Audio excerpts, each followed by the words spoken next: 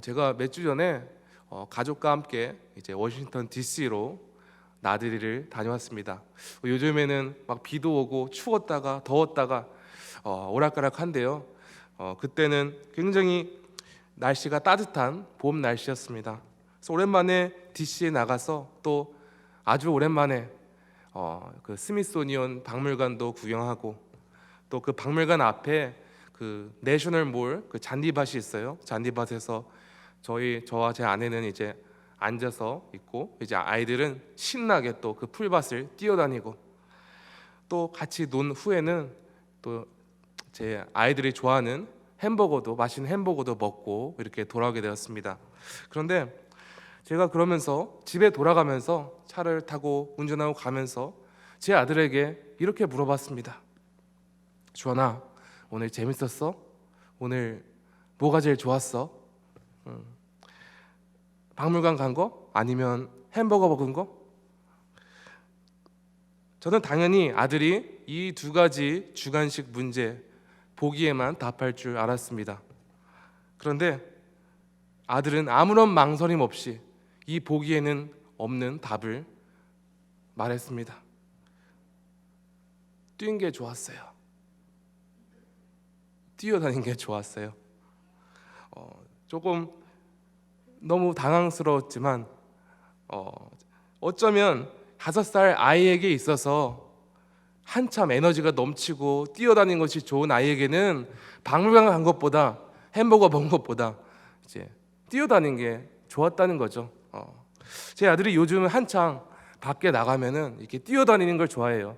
이렇게 길가 주변 집 근처에 이렇게 산책을 할 때도, 그래서 저희가 이제 앞으로 이렇게 뛰어갔다가 돌아와라 이렇게 좀 시킵니다. 그런데 부모로서 아무래도 마음대로 아무데나 뛰어다니면은 안 되니까 이제 주의사항을 주죠. 그래서 한 가지 규칙만을 지키도록 지도하고 했습니다. 그 규칙은 앞으로 뛰어가되 아빠, 엄마가 너무 멀어지지 않도록만 가고 다시 뛰어 돌아와라. 이 같은 규칙을 지키는 게 왜 중요할까요? 왜냐하면 아직 제 아들은 나이가 어려서 무엇이 안전하고 언제 뛰고 언제 멈추고 판단하는 것이 어렵습니다. 그렇기 때문에 부모님께 절대적으로 의지하고 부모님의 가이드라인대로 순종할 때 안전할 수 있고, 또 그 안전한 가운데 또 즐겁게 뛰어다닐 수 있는 것이죠. 성도 여러분, 그런데 우리 믿음 생활도 마찬가지입니다. 예수님으로 인해 새롭게 태어났으며 예수님을 삶의 주인으로 모시는 그리스도인은 더 이상 자신의 능력과 지혜로 살아가는 사람이 아닙니다. 자신이 예수님 없이는 아무것도 할 수 없는 죄인임을 고백하며 끊임없이 자기 자신을 부인하는 사람이 바로 그리스도인입니다. 그리고 더 중요한 것은 오직 유일한 주인 되시는 예수님만을 절대적으로 의지하고 우리를 선한 길로 인도하실 수 있는 예수님께 절대적으로 순종하며 따라가야 합니다. 성도 여러분, 하나님과 동행한다는 것은 무엇입니까? 하나님과 동행하는 삶이란 우리를 은혜로 백성 삼으신 하나님을 삶의 주인으로 고백할 뿐만 아니라 또한 주의 뜻대로 행하는 삶입니다. 영어로는 walking with God, 하나님과 함께 걷다, 이렇게 표현하는 바와 같이 나 홀로 나의 길을 걸어가는 삶이 아닙니다. 내가 원하는 대로, 내가 내키는 대로 걸어가는 삶이 아닙니다. 하나님과 함께 동행하며 하나님과 함께 걸어간다는 것은 이 두 가지 사실을 전제로 하는 것입니다. 첫 번째로 하나님 도움 없이는 스스로 올바른 길로 나아갈 수 없음을 인정하는 자만이 하나님과 함께 동행하며 걸어가는 사람입니다. 만약 나 홀로 올바른 길을 걸어갈 수 있다고 생각하고 있다면 그 사람은 하나님의 도움과 인도하심이 전혀 필요 없다고 생각하는 사람이나 마찬가지입니다. 반면 자신의 연약함을 인정하고 아무것도 할 수 없음을 절실히 깨닫고 하나님을 갈급하는 사람이야말로 하나님과 동행하며 하나님과 함께 걸어가는 사람입니다. 그런데 단지 자신의 연약함과 무능력함을 인정하는 것만이 하나님과 동행하는 것이 아닙니다. 두 번째로 오직 하나님의 뜻대로만 겸손히 순정하며 따라가는 사람이 진정으로 하나님과 동행하며 함께 걸어가는 사람입니다. 하나님 앞에서 늘 겸손하다는 것은 다른 사람이 보기에 겉으로 거룩한 모습을 보이는 것이 아닙니다. 겉으로 거룩한 척 하는 것이 겸손한 것이 아닙니다. 하나님 앞에서 늘 겸손한 삶을 산다는 것은 마음이 변치 않고 지속적으로 하나님을 의지하는 삶입니다. 도움이 간절히 필요할 때만 하나님을 찾고 모든 것이 만사형통일 때는 하나님을 찾지 않을 뿐더러 자신의 능력과 방법대로 살아가는 것은 절대로 하나님과 동행하는 삶, 함께 걸어가는 삶이 아닙니다. 중요한 사실은 이와 같이 하나님을 지속적으로 의지하는 사람만이 매 순간 하나님의 뜻에 순종할 수 있습니다. 왜냐하면 매 순간 하나님을 의지하는 사람은 하나님의 인도하심이 하나님의 길이 최고의 길이라 확신하기 때문입니다. 한마디로 어떤 문제에 있어서는 하나님의 도움이 간절히 필요하고 어떤 문제에 대해서는 내 힘으로 해결하는 것은 주님, 매 순간 주님이 필요합니다. 이런 고백과 전혀 반대의 삶을 사는 것입니다. 오늘 함께 살펴볼 인물은 바로 르호보암입니다. 르호보암은 솔로몬의 아들이자 다윗의 손자죠. 이스라엘 역사에 있어서 르호보암 시대 때 일어난 가장 역사적인 사건이 무엇입니까? 이스라엘이 둘로 나눠진 것이죠. 오늘 자세히 다루진 않겠지만 르호보암 왕은 그 왕으로 위임된 지 초창기에 결정적인 실수를 범하게 됩니다. 그와 함께한 그의 아버지 다윗과 함께한 그 원로들의 조언을 듣는 대신 자신과 함께 자란 친구들의 조언을 들어서 온 이스라엘이 르호보암을 떠나 여로보암을 따라갔습니다. 그리하여 남유다와 북이스라엘로 갈리게 된 것이죠. 반쪽짜리 나라를 이끄는 르호보암이 마음이 편안했겠습니까? 불안했겠죠. 불안정적이었습니다. 결코 좋은 상황이 아니었습니다. 그런데 역대하 11장은 르호보암 왕이 비교적 안정적으로 남유다를 이끌었던 3년의 기간에 대해 기록하고 있습니다. 본래 이스라엘이 남북으로 갈라진 후에 르호보암은 군사를 일으켜서 동원하여서 북이스라엘을 쳐들어가서 다시 나라를 합치고자 했죠. 그런데 하나님께서는 선지자 스마야를 보내서 이 모든 것을 멈추고 돌아가라 명하셨습니다. 그리고 르호보암은 그 말씀에 순종하였습니다. 그때까지만 해도 르호보암은 하나님의 뜻대로 순종하는 왕이었습니다. 그리고 그 결과 르호보암이 이끄는 남유다는 국가적 안정을 찾았고 11장 기록에 의하면 르호보암의 지혜 아래 성읍들이 건축되어서 남유다를 방비하는 성읍들로 견고하게 되고 또한 북이스라엘에 있던 레위 족속들도 그 북이스라엘이 우상을 섬기고 우상을 섬기는 선지자들이 자리를 차지하니까 레위 족속들과 하나님을 예배하고자 하는 사람들이 남유다로 온 것이죠. 그래서 역대하 11장 17절은 르호보암이 유다를 다스린 첫 3년에 대해서 이렇게 결론을 짓고 있습니다. 16절과 17절 제가 한번 읽어보겠습니다. 이스라엘 모든 지파 중에 마음을 굳게 하여 이스라엘의 하나님 여호와를 찾는 자들이 레위 사람들을 따라 예루살렘에 이르러 그들의 조상들의 하나님 여호와께 제사하고자 한지라. 그러므로 3년 동안 유다 나라를 도와 솔로몬의 아들 르호보암을 강성하게 하였으니 이는 무리가 3년 동안을 다윗과 솔로몬의 길로 행하였음이더라. 이 말씀에서 제일 주목할 사실은 이스라엘에서 자신의 뜻대로 가고자 우상들을 섬긴 자들을 떠나 하나님을 예배하러 레위 족속과 또 다른 사람들이 예루살렘으로 돌아왔다는 것입니다.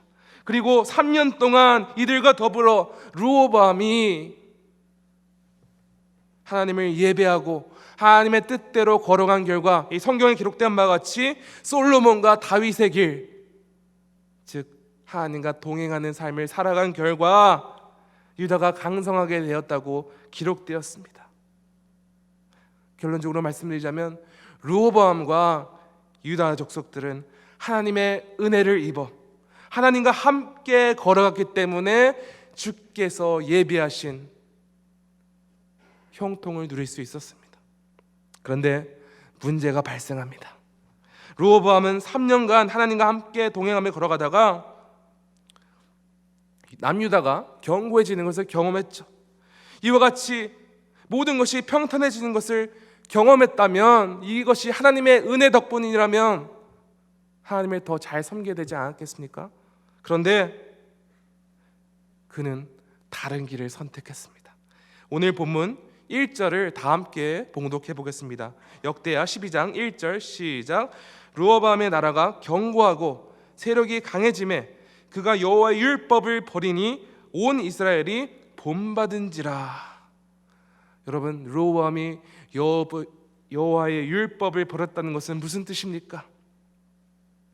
르호보암과 유다를 향해 은혜를 베푸신 하나님을 저버렸다는 것입니다.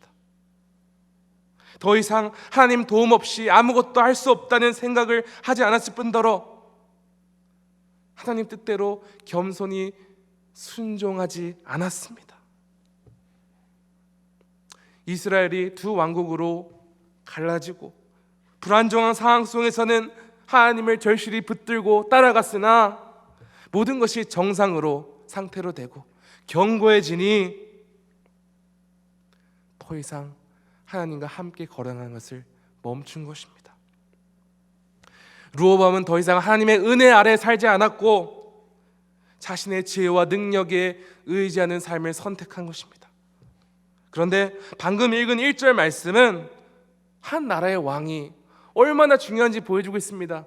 여러분, 이방 민족들은 그 자신의 리더십으로, 능력으로 그 나라를 지키고 전쟁에서 승리할 때 좋은 왕이라 칭찬받겠죠. 그렇지만 이스라엘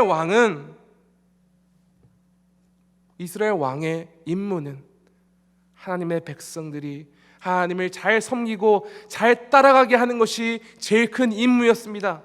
그런데 르호보암이 율법을 버리니 온 이스라엘이 그를 본받아 그 같은 길로 갔다고 기록하고 있습니다. 르호보암은 단번에 이스라엘 백성들이 하나님을 배반하고 하나님을 떠나게 하는 나쁜 왕이 되었습니다.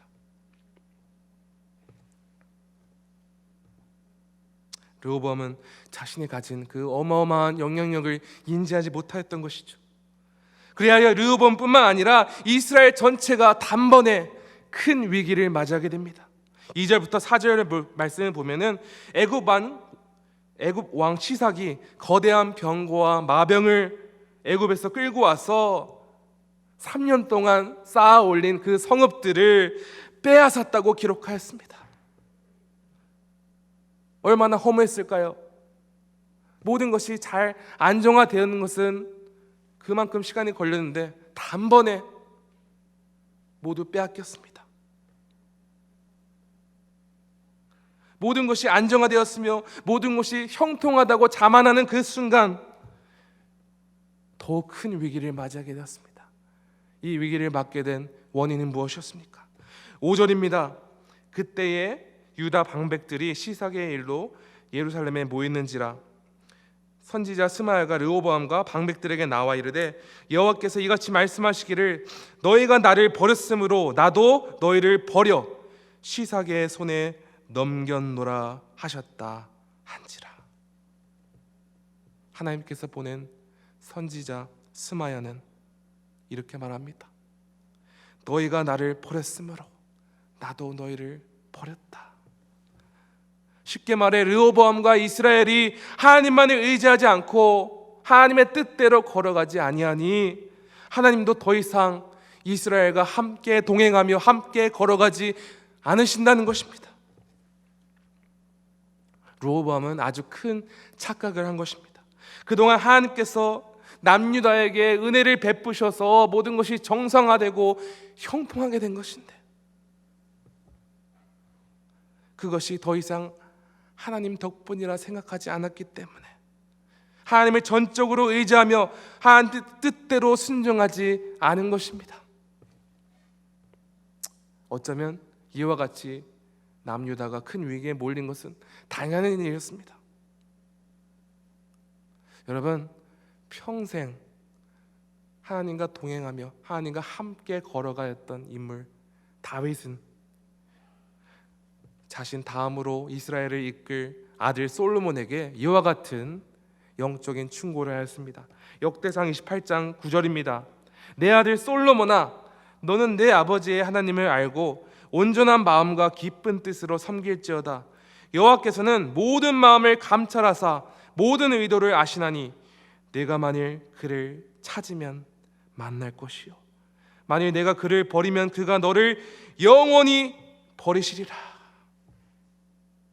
다윗이 솔로몬에게 간절히 간구한 것은 그가 평생토록 마음을 다해 하나님 한 분만을 가까이하며 하나님 한 분만을 충성 다해 섬기라는 것이었습니다.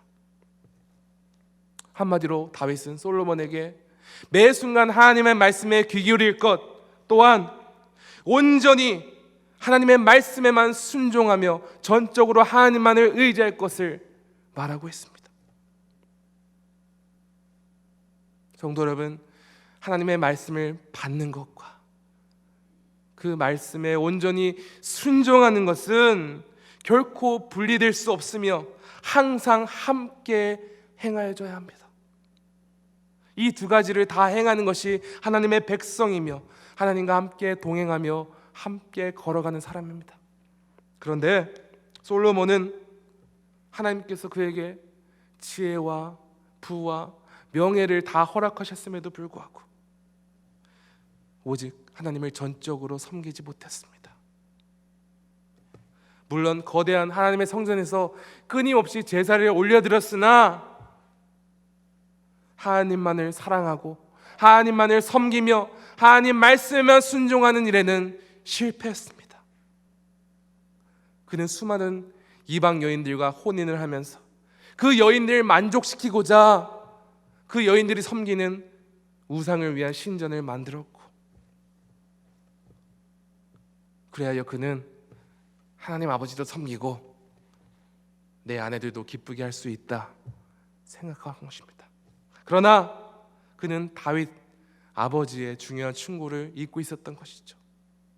온 마음을 다해 하나님 한 분만 섬길 때 하나님께서 그와 함께 동행하며 걸으실 것이며, 만일 그가 한 분만을 섬기지 못하고 하나님께 충성되지 못하였을 때 하나님께서도 그를 버리실 것이라는 충고였습니다.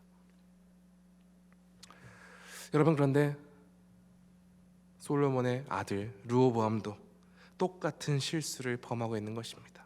오직 여호와 하나님께서 이스라엘과 동행하시고 함께 걸어가실 때 이스라엘이 형통하고 복된 길을 걸어갈 수 있는 것을, 그 사실을 망각하고 오히려 자신의 경험과 지혜와 능력을 바탕으로 나라를 이끌려 한 것입니다. 오늘 말씀 제일 마지막 저희가 봉독한 14절 말씀에서는 르호보암이 그 삶에 대해서, 전체 삶에 대해서 이렇게 결론짓고 평가하고 있습니다. 역대하 12장 14절을 다 함께 한번 읽어보겠습니다. 시작. 르호보암이 악을 행하였으니 이는 그가 여호와를 구하는 마음을 굳게 하지 아니함이었더라. 르호보암은 3년 동안 자신과 함께 하신 여호와 하나님을 더욱더 열심히 섬기며 따라간 것이 아니라 오히려 하나님으로부터 마음을 멀리하였습니다. 역대하 저자는 그 원인이 르호보암이 여호와를 구하는 마음을 굳게 하지 않았다. ESV 성경 번역을 보니까 이와 같이 기록되었습니다. He did not set his heart to seek the Lord. 한글로 직역하면 이렇습니다. 그가 여호와 하나님을 찾는 일에 마음을 고정하지 않았다. 여호와 하나님 한 분만을 찾는 일에 그의 마음을 고정시키지 않았다는 것입니다. 한마디로 르호보암은 하나님 한 분만을 의지하며 하나님 한 분 말씀대로만 순종하며 따라간 일에 전념하지 않았다는 것입니다. 그리고 르호보암이 행한 악에 대해서는 열왕기상 14장 22절부터 24절에 구체적으로 기록되어 있는 대로 제가 간단히 그것을 말씀드리면, 그가 아라에 산당과 아세라상을 세웠으며 또 남색하는 자가 있었고 여호와께서 이스라엘 자손 앞에서 쫓아내신 국민의 모든 가증한 일을 무리가 본받아 행하였다고 하였습니다.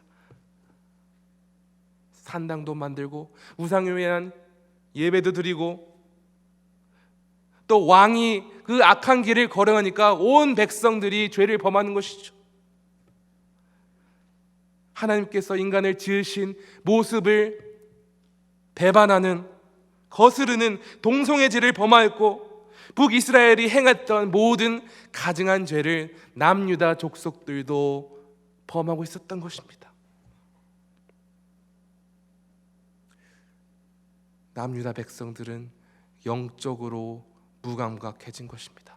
하나님과 함께하지 않으니 영적으로 타락한 것입니다.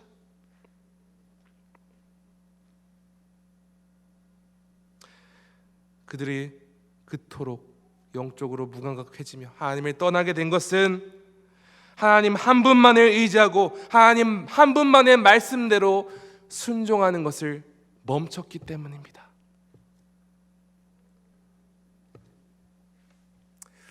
한 청년이 예수님을 찾아와 이와 같이 물었습니다.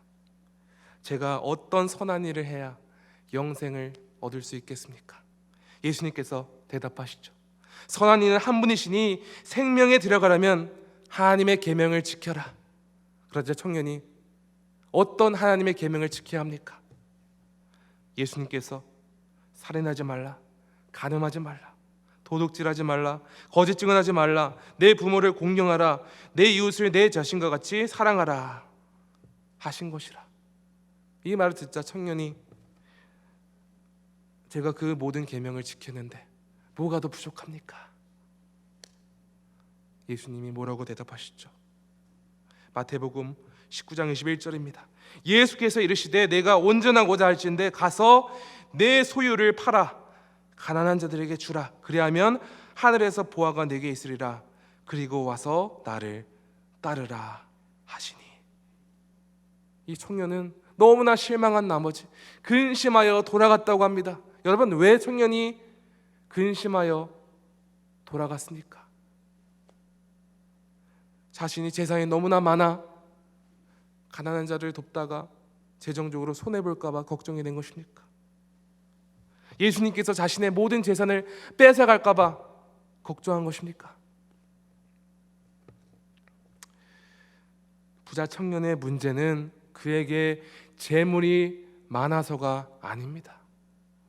여러분, 하나님께서는 하나님 나라를 위해서 우리에게 재정적인 복을 주십니다. 그렇다면 도대체 뭐가 문제였습니까? 예수님과 부자 청년과의 만남에서 우리가 절대로 놓치지 말아야 할 영적 교훈이 있습니다. 예수님께서는 그 부자 청년에게 너가 재물도 사랑하고 섬기고 예수님도 사랑하고 섬길 수 없다는 것을 말해주고 있습니다.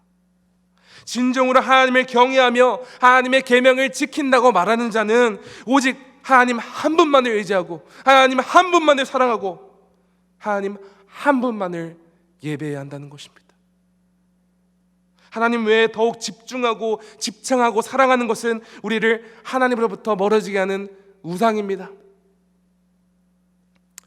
사랑하는 지구촌 성도 여러분, 오직 예수님 한 분만을 주인으로 모시고 계십니까? 오직 말로만 예수님을 제자로 따라가는 것이 아니라 매일 전심을 다해 예수님 한 분만을 의지하고 지속적으로 매 순간 예수님께 순종하며 그 길을 따라가는 것을 멈추지 않고 계십니까?